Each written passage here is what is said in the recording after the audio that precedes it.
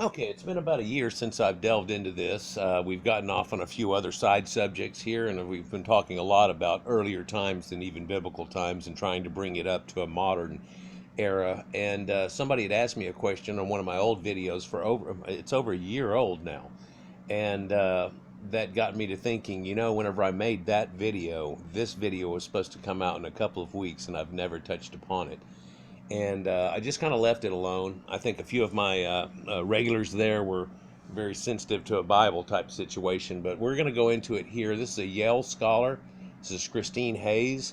This is during her younger days and stuff, but still quite the informed woman, and to this day is really hearkened as somebody as one of the great biblical scholars.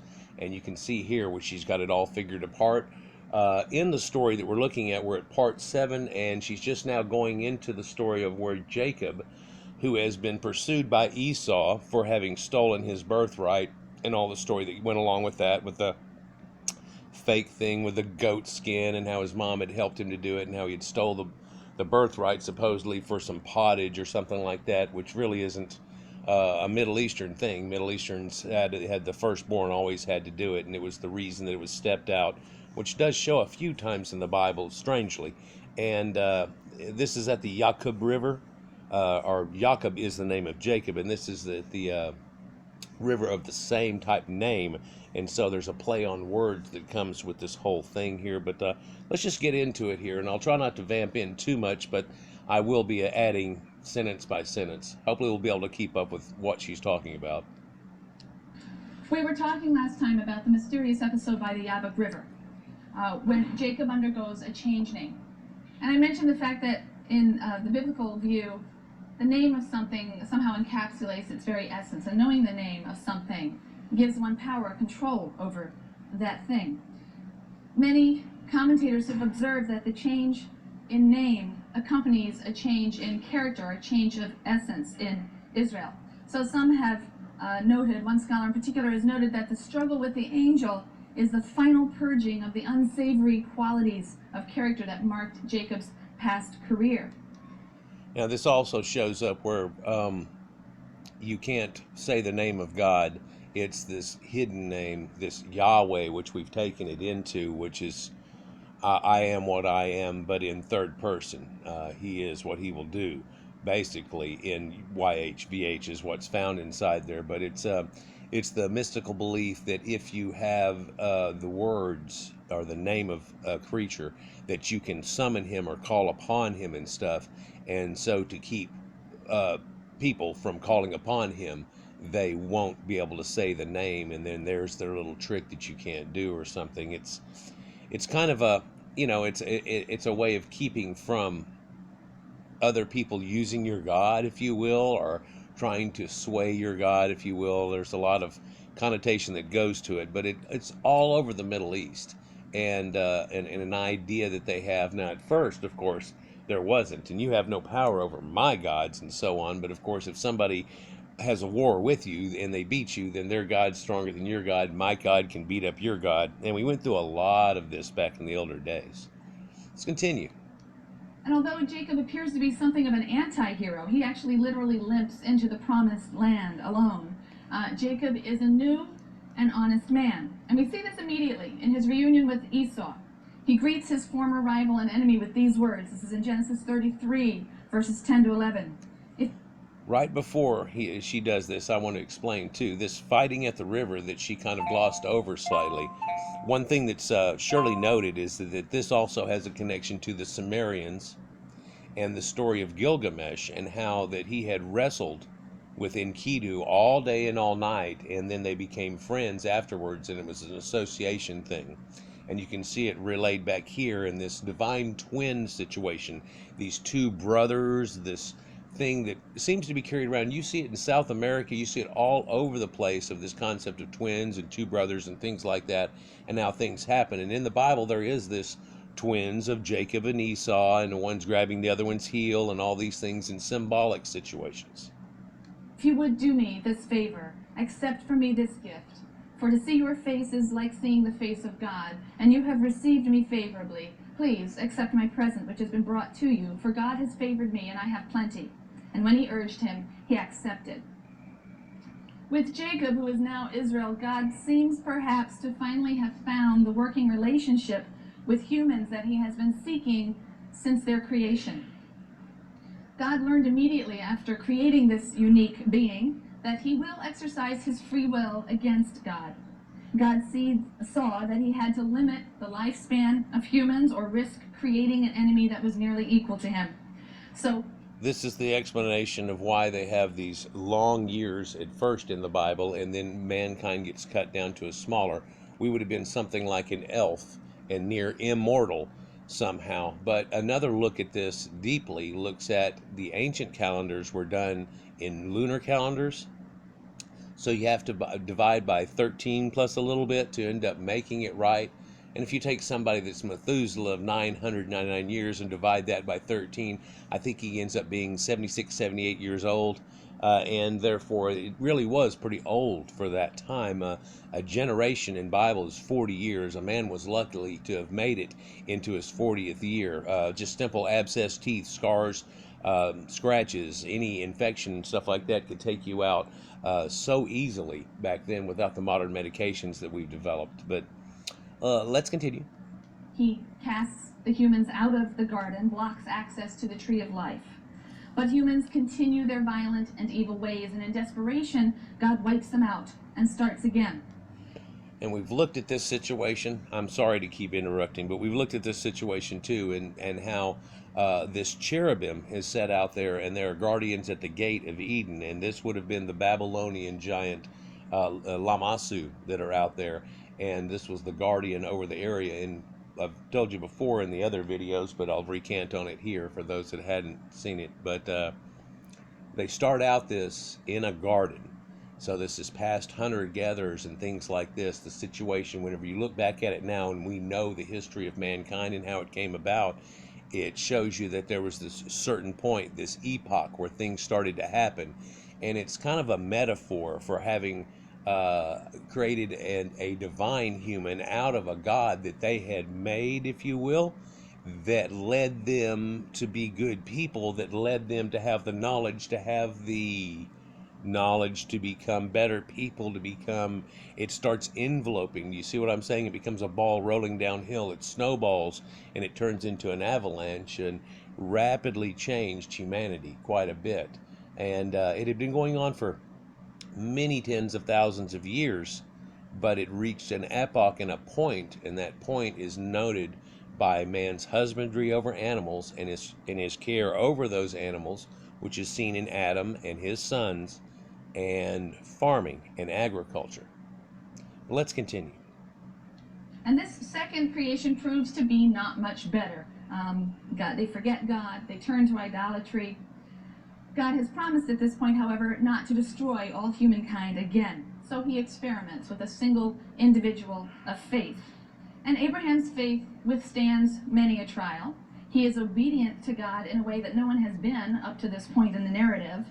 But perhaps ultimately the model of blind obedience is rejected too.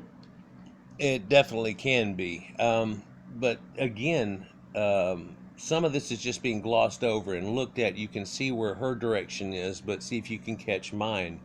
Just a few mere generations after Noah, his great-grandkids, and he supposedly died just a few years before Terah and the thing, and how Abraham had come across and left the Tigris and Euphrates, which we know now had another great flood at that time. And so if God, preemptive to that situation, had said he would never flood it out again, and they had a huge flood that flooded both Tigris and Euphrates and took out a lot of the civilization there, a lot of people would waver their faith, you would think.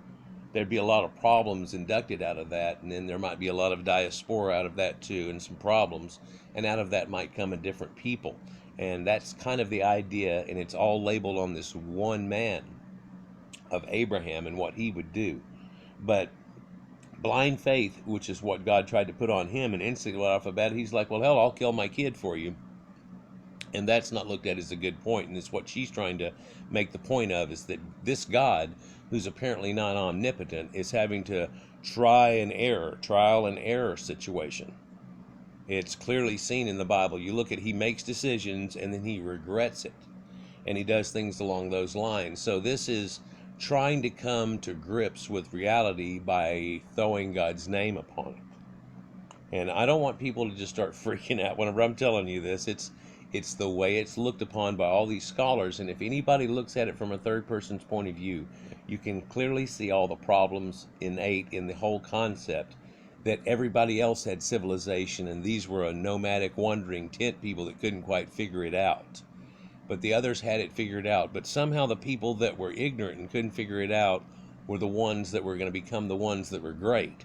Well, it didn't work out that way. In fact, the biblical thing doesn't work out that way. If you look, the whole situation retards. And in the New Testament, with the Jewish revolt and things that happen at the end of that, and it destroys, and the temple gets destroyed. Josephus calls it the abomination of desolation, and it is, like Jesus said, exactly 40 years from his passing inside that generation at the olive tree. And so it shows you how maybe really what not to do, because these people flip-flop and worship Baal and all these other things, and don't have it quite figured out. And then there is a figuring out that it doesn't have to do with all that sacrifice and all these things and stuff, that God wouldn't have really wanted all of those things, and that maybe we ought to start leaving those behind.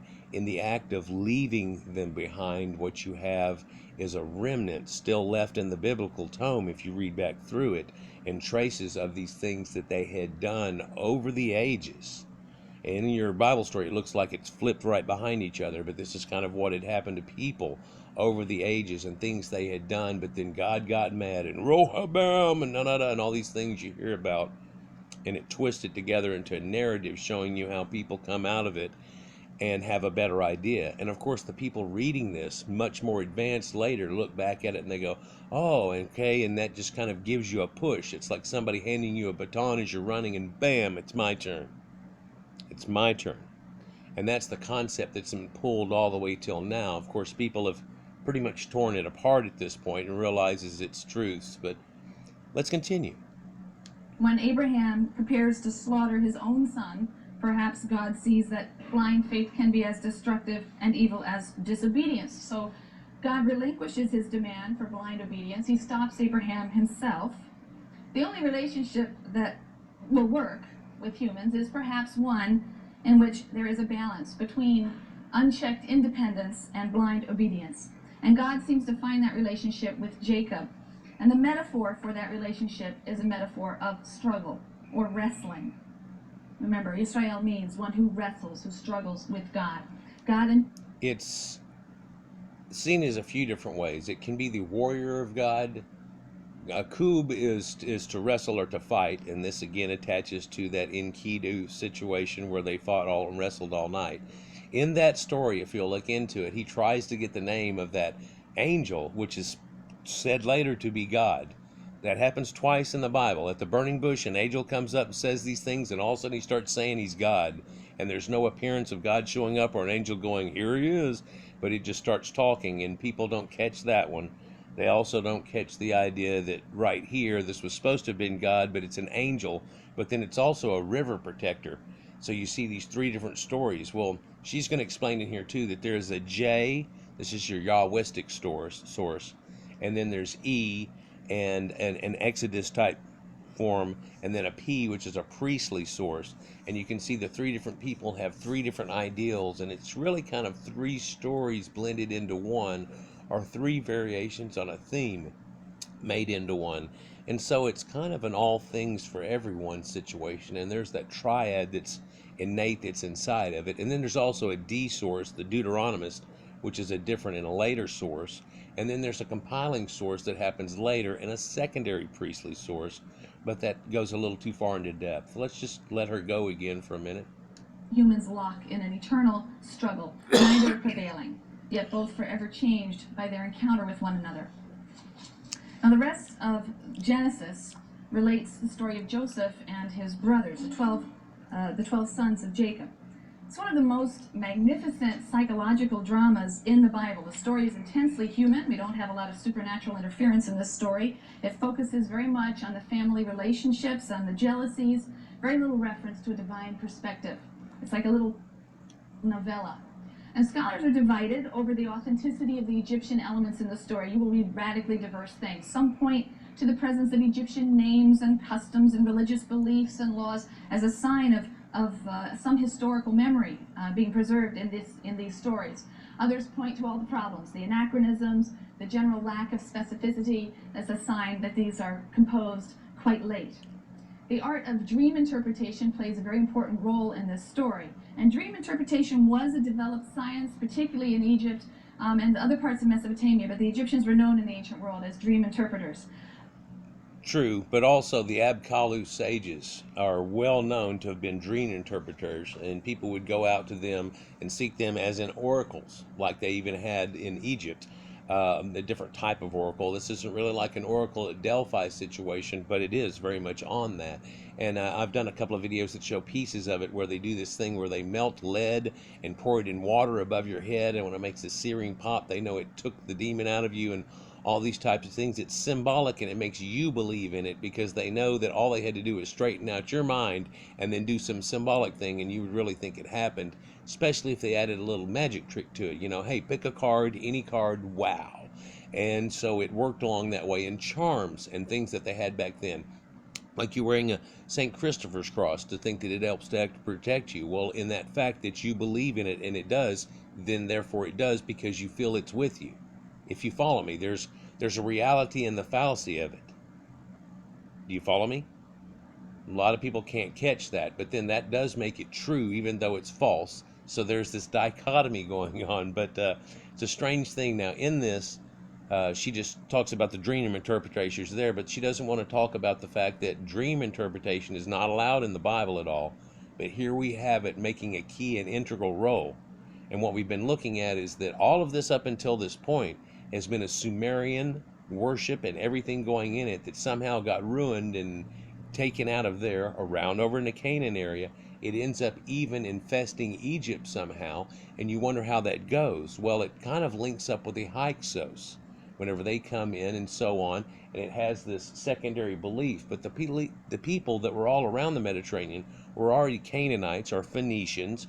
The Phoenicians called themselves Canaan, and therefore they all had this Baal worship and this variation on a theme of Proto-Indo-European deity situations that started out in most cases with a major pantheon of gods with a man and a woman and his children and so on, with Anat and Baal being the children of God and his wife Asherah, the queen of heaven, which is seen directly into the Bible. And she'll get to this here shortly if I'll let her do it. Joseph is also known for his ability to interpret dreams, but the biblical narrator, the monotheizing biblical narrator, is very concerned to describe him as reporting what God reveals to him, rather than relying on some kind of occult science of interpretation. Now, Joseph's brothers are jealous of Jacob's partiality to Joseph, and they conspire to be rid of him. But at the last moment, his brother Judah convinces the brothers that if, instead of killing him, they sell him, they can profit a little for their troubles. So, and this is kind of, you remember the coat of many colors, and that he was given that to try, and everybody got jealous of him being given a cool thing. This is almost like, oh, he got the cool Christmas gift, and we're all hate our brother. And instead of trying to prop a brother up even more and make everything go, how they kind of trampled him down and took the shiny thing and kind of rubbed it dull. In fact, in doing so, they basically sold off their own brother into slavery, and later, in a time of hardship, he ends up saving them. So it showed you their mistake. There's a lot of conjecture to this. People have fought over this and the thoughts and everything that goes on it. She's going to tell you more about it too here, and I'll show you something as a reveal. Joseph is sold, ultimately ends up in the household of Pharaoh in Egypt, and his adventures there prove his meritorious character. So he rises to a position of great power when he correctly interprets some dreams regarding an impending famine. And with Joseph as governor of the country, in control of the grain supply, Egypt successfully weathers 7 years of famine. Now this famine, which strikes Canaan as well, drives Joseph's brothers to Egypt in search of food. And Joseph doesn't reveal himself to his brothers. He puts them to the test. He wants to know if they are the same men who so callously broke their father's heart by selling Joseph, his father's favorite, so many years ago. This is looked at as being that they don't actually recognize him anymore. Somehow, I guess it's the eye makeup and the thing, and he doesn't speak the same anymore either. He's now speaking in a more, dignified manner and all this type stuff, and that they just don't recognize it in their tout of famine. In the climactic moment in the story, Joseph demands that his frightened brothers leave Benjamin, the other son of Rachel, the other son of the beloved wife, leave Benjamin as a pledge in Egypt. And Joseph knows that it would decimate his father Jacob to lose Rachel's only remaining son. But he's testing his brothers to see whether they have reformed since the day that they sold him into slavery. And indeed, Judah, the one who had figured so prominently in the sale of Joseph that had crushed his father, Judah steps forward and offers himself instead of Benjamin. He says it would kill my father now to lose Benjamin. So we looked at Judah, and of course this is looked at as being the Jews or whatever. This one person spoke out and said that he would take his place or whatever, and this is another connotation to something that had happened, and a people folding under another people by their own will during a great time of strife and coming up under these Hyksos people that really it seems like the whole story was grappled on and a part of an attachment from back then that was semi-lost during the Babylonian captivity, where they got pulled over into there later, at 565, and then Cyrus the Great releasing them, and then the Temple of Baal being rebuilt into the Temple of Israel, and that one being the temple that actually stood until the time of Jesus, and then, like we just said, in 73 A.D., finally smoted, or actually even before then, smoted, no stone left standing, and so on. Between 66 and 73 A.D. Is whenever it happened, and so the 7 years of trials and tribulations corresponds to that point. And the oddity there is that it did supposedly happen in the year 66, on the sixth month, on the sixth day, and it does clearly say in the Bible, for those who have wisdom, count the number, for it is a human number. And you wonder why calendars were changed and all types of things, but I think that shows you a direct connection to that, and Titus and Rome having taken over, and how they had not held true to the idea of what everybody else had held to, and who were the bearers of the torch from then. The last son of his beloved wife, Rachel. So the brothers, having proven their new integrity, Joseph weeps, he reveals his identity in a very moving scene, and ultimately the family is relocated to and reunited in Egypt, where they live peacefully and prosperously for some generations. That's the basic outline of the story of Joseph and his brothers, but one of the important themes of these stories is the theme of God's providence. The writer wants to represent Jacob's sons, their petty jealousies, their murderous conspiracy, Joseph himself, all as the unwitting instruments of a larger divine plan. And in fact, like it somehow puppeted its way out of it, and that later turns into the thing that we like, oh, that's God's plan. And really just attrition of life makes things happen. I think we now see that people are trying to say everything that goes on, well, God's will, God's will, God's will. And it's a little bit more of people's will, it's a little bit more of humanity's will, it's a little bit more of the ascension of humanity. But let's look into it more.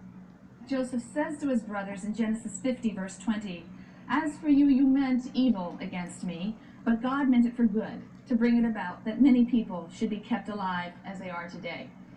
So Joseph's betrayal by his brothers, his descent into Egypt, set the stage not only for the reformation of his brothers' characters, which is an important part of the story, but for the descent of all of the Israelites into Egypt so as to survive widespread famine.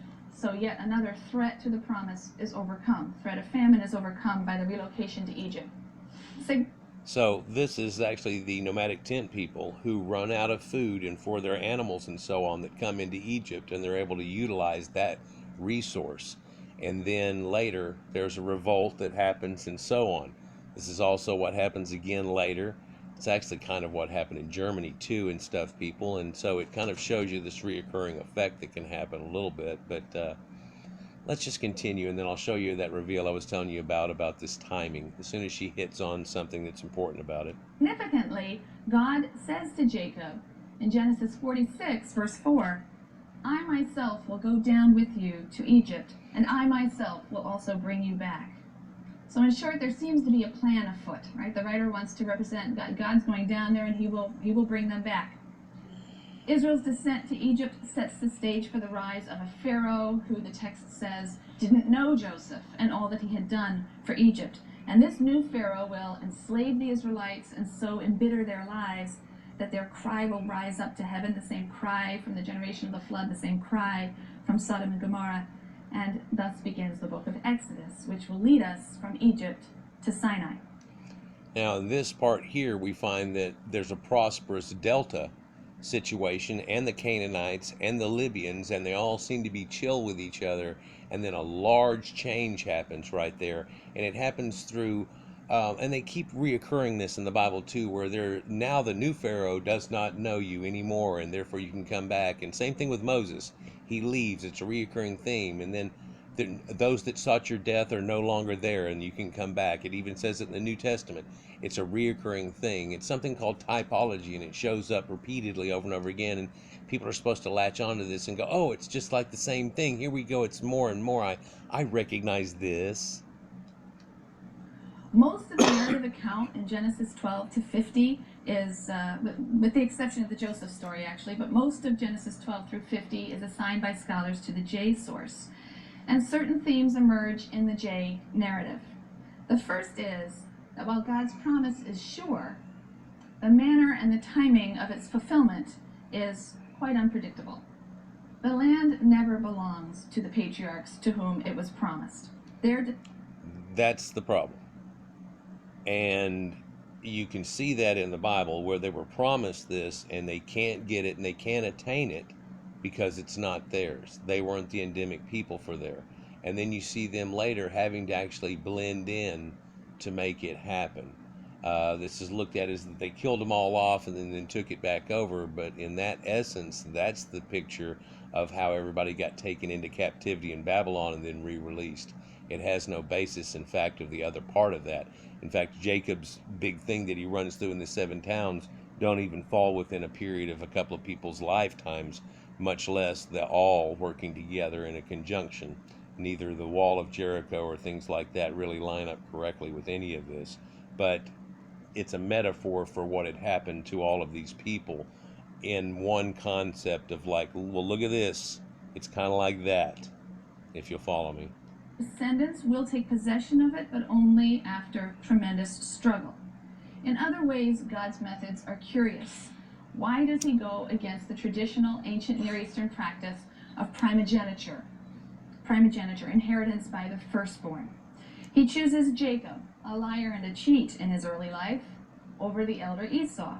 Why does he choose young Joseph, who's an arrogant, spoiled brat? He provokes his brothers with his delusions of grandeur. It actually looks in the Bible narrative that Jacob, and with the help of his mother and in her own idea, if you'll look, tries to make that so. This is later said, well, God directed him to do it or something like that, but not so. But then we also see the failure of that and how meeting at the Yaqub River and so on. And this is more of an idea of people who were closely related together fighting near a river one time where one had to give in. And whenever he did, he gave a lot of gifts to the other person and said, blah, blah, blah, and ye are my brother, and these things. And then here we are back to that. And who should have had it? Now, of course, the one is looked at as being red-headed and the other one probably more of a dark-haired form. And so you're supposed to glean from that the idea that these more fair-haired people were supposed to have gotten it, but somehow it went to the dark-haired people. But then there was a fight with it. The red-haireds ended up winning, and then there was a mending of it, but then that decayed and ruined again. People don't catch that concept in the whole idea of it, though. But let's continue. Compare the law of primogeniture that's listed in Deuteronomy 21, verses 15 to 17.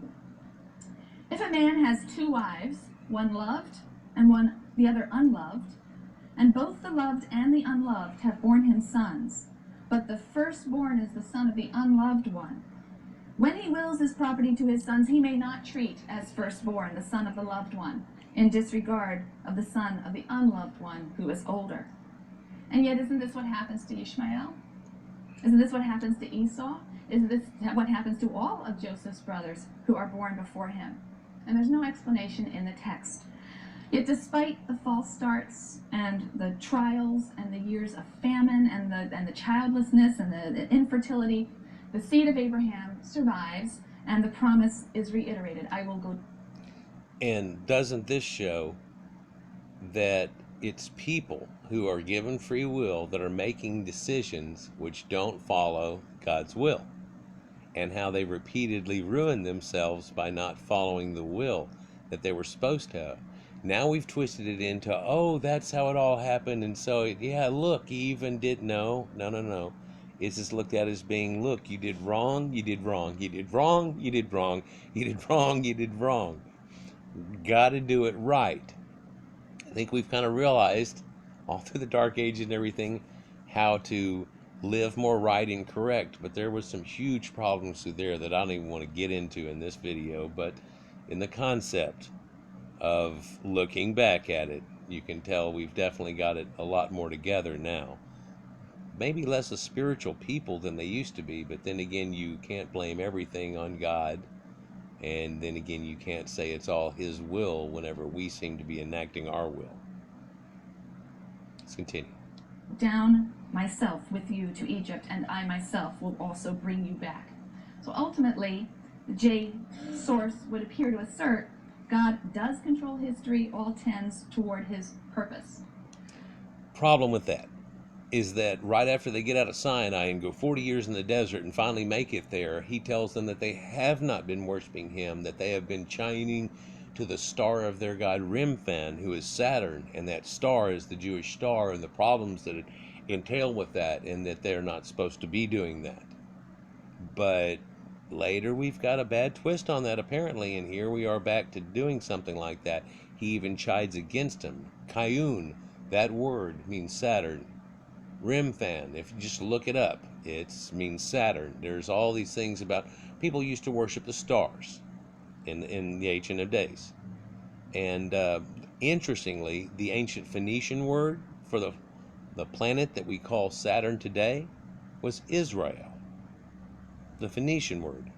Ancient Hebrews, Phoenician.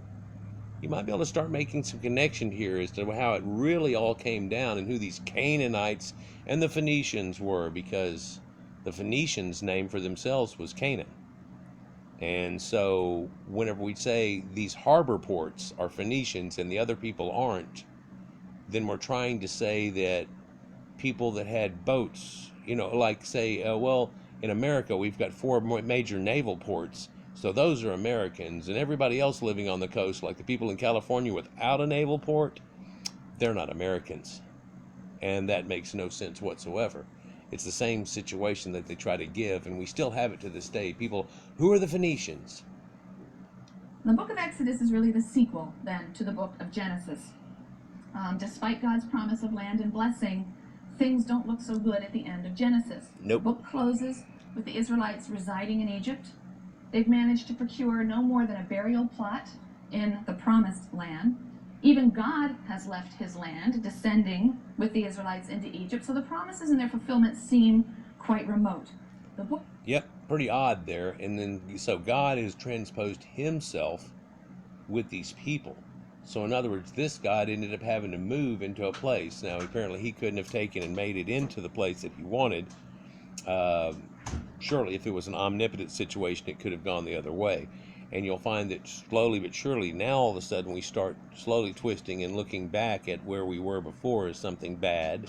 And of course, through the will of God, you look at it as being, well, okay, now they're trying to be better. Now they're realizing that was a mistake. This was a mistake. Within a few generations, you look back and you say Babylon's terrible. Later in the Bible, it's Babylon is the whore of Babylon and all these type things, but it actually was their origin. So how could they have done that, or even look back as being something different? Well, once we encapsulate it later, like we're looking back now, a couple of thousand years later, I think we can see it a whole lot more evident that that's the way that it kind of runs in the first place. The book of Exodus will relate the beginning of the process by which the promises will be fulfilled. just charted the structure very briefly for you so you can get your footing in the book of Exodus. The first 15 chapters tell the story of Israel in Egypt, the rise of a new Pharaoh who didn't know Joseph, the oppression of the Israelites, their enslavement in a state labor force, the killing of all firstborn Hebrew males, the birth, the early life, the call of Moses, the struggle for freedom. Moses will plead with the Pharaoh to let his people go and worship their God in the wilderness. And she just glosses over a lot of it through there, but I guess backing through it, they have to go worship their God in the wilderness. So you can tell this God doesn't actually have a city, a town, a temple, all these things. They just want to be left alone to be able to go off and worship in the wilderness. An odd thing, can we go do it there? Like they can't even go someplace else. They're not allowed to. Well, famine's keeping them from doing it. Their dependence is keeping them from doing it. And then you've got to beckon to Egypt and all these things and stuff before they let them go. And scholars have looked so much into trying to find it in reality, and it really doesn't come across in reality. The only thing that comes across is actually the Hyksos leaving, and it never says the sea.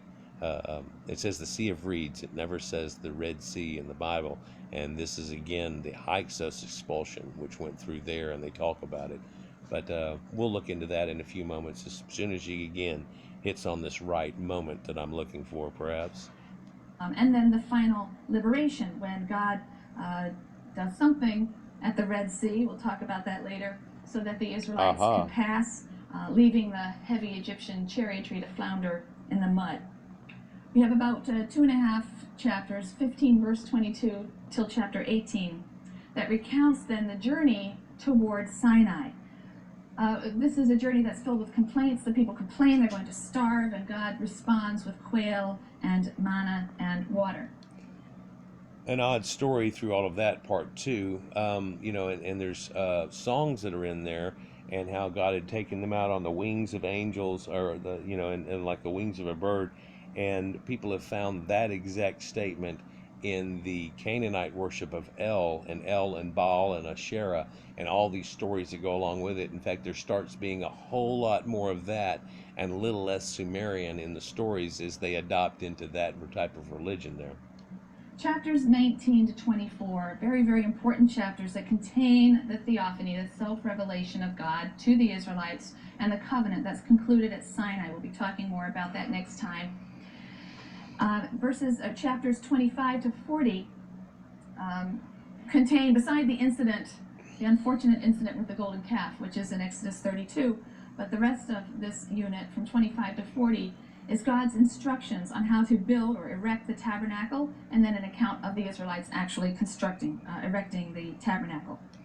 And the problems that ensue whenever God comes in and is real pissed off and tries to take over. And I'll go into one definitely about Sinai. You can look this up, though. As Moses came down from there, he had horns.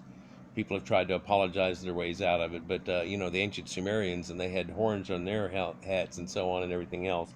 And of course, now we look at it, you wouldn't have horns. Oh, hell no. But just Google image Moses with horns, and you'll see probably a difference from what you think of reality. And they say, well, he was beaming with light coming out of his head and all this. Well, it scared the hell out of everybody, and he had to veil himself. And then later it does tell you have to sacrifice your firstborn, just like an ox on the altar, and all these things you have to do for this God. So here we have a twisting of things, and here we go with that firstborn have to be killed thing.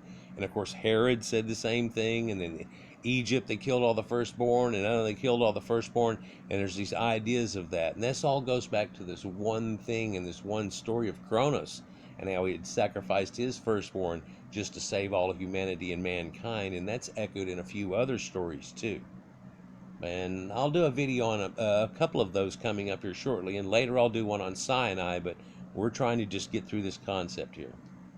Source critical scholars believe that J supplies the main narrative of this unit in Exodus. Yeah. It's supplemented by excerpts from E, and then the addition of considerable legal and ritual and genealogical material from P.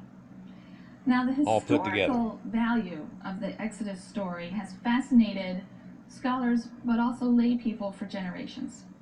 Could the Exodus really have happened? And if so, when? And does it matter? And is there any evidence for the story, for example, in external sources outside the Bible? Any? Well, no, there isn't any direct evidence outside the Bible. But there's a problem with that. And she's deep into these studies, but she has to tell you that just straight out. And she's just going to gloss over that.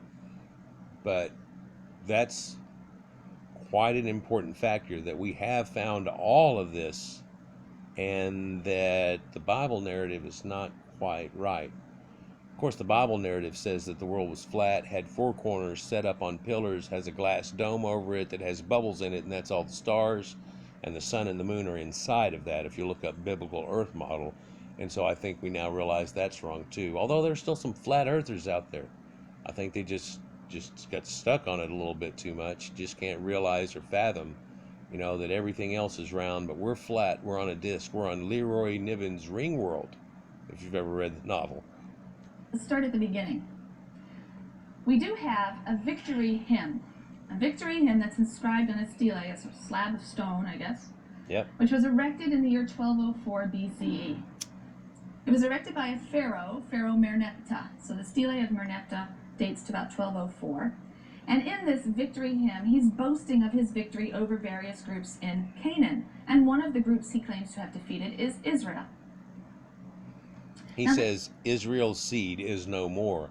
So that's an idea that maybe this whole area, that there was farmers or something, that they had taken and shurned all down that, or had they killed all of their children to the point that they didn't have a generation to come. There's a lot of thoughts that have come out of just that simple statement's what it was. But if that was a true statement, then Israel would be gone, and so poof, it's a gone thing and gone forever. But did it? No, not necessarily, apparently, or there's a hearkening towards where it didn't. And so, well, a lot of times Egypt says they do a lot of things, and you look back and it's not quite as precise as what they had said from the other person's point of view. That's how you have a victor's writing the story. But let's continue. This is a fabulously important inscription because it's the earliest known reference outside the Bible to any person or entity that is mentioned in the Bible. And it suggests that a people known as Israel was indeed in the land of Canaan by the end of the 13th century BCE. Yep. Whether they arrived there after an exodus from Egypt is not, of course, indicated. The source doesn't tell us that. And in fact, there's really no archaeological evidence of a large group entering the land of Canaan at this time. There's a steady cultural continuum, not evidence of destruction as we would expect for a big invasion. We'll talk more about that when we get to the book of Joshua.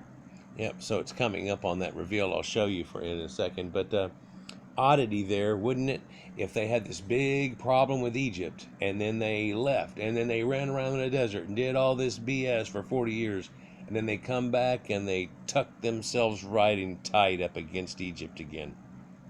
Right? Man, I want to get up under from those people that I'm going to leech up against. Right? Let's continue. But nevertheless, let's just go with this for a minute. And if we suppose that it took about a generation to enter the land. So you see I've done the math on the side here. I suppose I should have done subtractions since we're talking BCE. But if we put 20 years in for actually arriving and settling in the land, that takes us to about 1225. And if we assume 40 years of wandering in the desert, or wandering from Egypt, that takes us to about 1265 as a date for the Exodus. Biblical 40 years. In 1265, the 18th dynasty's most illustrious pharaoh occupied the throne, Ramses II, who in fact was pharaoh for 70 years or something, most of the 13th century. Ramses the Great. And we've looked into a few videos here recently and how his conquest runs all the way through. And of course, who owned the land at that time and who were the rulers. And it was the Akkadians and the Egyptians, and then later, the Greeks, the Persians, Greeks, and then Rome. And it never really was anybody's land that wasn't actually up under somebody as a secondary thing. Whereas of course, coming out of the boat there at Noah, it was supposed to have been one was the servant of servants and so on and everything. And that just never really comes into play quite. And he's very famous for his building projects. Now, according to the biblical record, the Hebrews were set to work on urban building projects in the Delta region, where the Nile, at the north part of the Nile, the Delta region of the Nile. in the cities of Pitom and Ramses. The Bible states that Israel was in Egypt for 430 years. So if we add that, then that would put her descent into Egypt, Joseph, the other sons of Jacob, around the year 1700. Well, there's a certain appeal to that scenario, because in the 1720s, Egypt was invaded and conquered by a Semitic people known as the Hyksos. They established a dynasty of Semitic rulers. They were centered in the north of Egypt, in the area known as Goshen. So it's possible that the pharaohs of the Hyksos dynasty might have favored other Semites. They might have allowed them to enter in times of famine and to dwell in the land of Goshen, which the Bible says the Israelites lived in the land of Goshen. There's another possibility, and I think now we'll go ahead and take a look at what I was going to show you here. It's just a picture frame moment, and if I can get to it correctly. Looking at it here, what was the language of those Hyksos and what was their religion? Analysis of their names allows one to answer those two questions. The narrative language of the Hyksos would have been Old Canaanite, which is Phoenician. And they, for the most part, would have worshipped Baal and not Seth, which was its Egyptian counterpart. And Seth and Seti's are known as redheads. Seth corresponds to Typhon. He is also a redhead. And so you have this same concept running through all of the people in this one area and who might be who. And it's not pinned on the fact that every single one is a redhead, but that there are contingents in there, like you see in Ireland today versus more other places and so on. There's a reason for that too. But Seth, its Egyptian counterpart, because no theophoric name such refers to Seth. For example, name includes the words Baal, such as Baal Tuya. And then when you say Tuya and Yuya, and you look at those, and they have blonde hair, and these are the Egyptian skulls that they found, and they said this has got to be Joseph, and so on, and you attach it together and look up Thuya and Yuya. I've done a video on them before, and they're blonde haired, and this isn't something from the embalming process or anything stupid. They had blonde hair. And so did Ramses. He had a red hair, a reddish blonde hair, and they even checked his hair in elder times and through his roots, even though he had become a gray-haired man.